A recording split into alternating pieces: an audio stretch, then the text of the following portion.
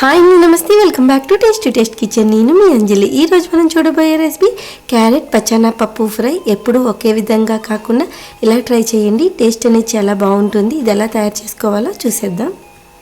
1 hour పచ్చానా పప్పు 3-4 spoon తీసుకొని నానబెట్టుకోవాలి. హాఫ్ గ్లాస్ వాటర్ యాడ్ చేసుకోవాలి.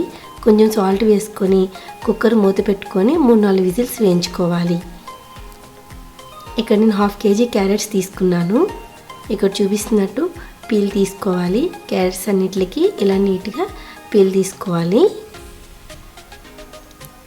ఇలా కడిగి పక్కన పెట్టుకోవాలి. ఇలా క్యారెట్స్ అన్నీ తురుముకోవాలి. ఇలా తురుముకోవడం వల్ల అన్నంలో కలుపుకొని తినేవచ్చు, గ్రేవీతో పని ఉండదు. ఇప్పుడు ఆయిల్ హీట్ చేసుకొని పచ్చెనగపప్పు, మినప్పప్పు, జీలకర్ర, ఆవాలు వేసుకొని ఫ్రై చేసుకోవాలి. 4-5 వెల్లుల్లిపాయ రేకులు కూడా వేసుకొని ఒకసారి కదుపుకోవాలి. 3-4 ఎండుమిరపకాయలు, కొంచెం కరివేపాకు వేసుకొని బాగా ఫ్రై చేసుకోవాలి.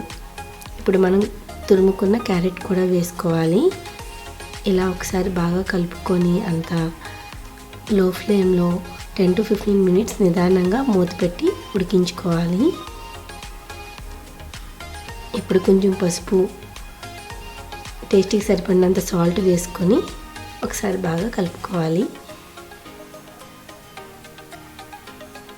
ఒక 2 to 3 మినిట్స్ మగ్గించుకున్నాక అదంతా ఇలా కలుపుకొని మనం బాయిల్ చేసుకున్న పచ్చెనగపప్పు వాటర్ తీసేసి వేసుకోవాలి.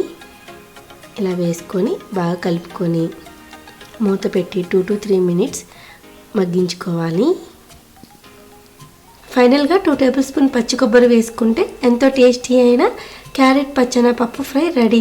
హెల్త్కి కూడా చాలా మంచిది కదండి. టేస్ట్ అనేది కూడా చాలా బాగుంటుంది.